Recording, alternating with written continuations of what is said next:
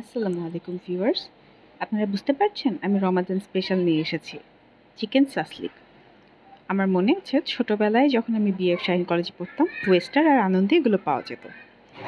ওয়েস্টারে তো রেগুলার পাওয়া যেত, তো যত বড় হচ্ছে তত এটা দুর্লভ হয়ে যাচ্ছে। মানে হচ্ছে ইফতার ছাড়া পাওয়াই যায় না।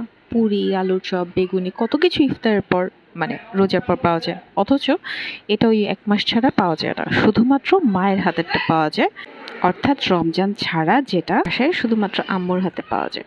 মানে হচ্ছে যখন আম্মুর সঙ্গে ছোটবেলায় কাঠির মধ্যে চিকেন, ক্যাপসিকাম, টমেটো, গাজর, পেঁয়াজ কত কিছু অ্যাড করতাম, শুধুমাত্র তখনই খেতে পারতাম যখন আর বাহিরে পাওয়া যেত না। যাই হোক, এটা হচ্ছে আমার সবচেয়ে পছন্দের একটা ইফতারের আইটেম।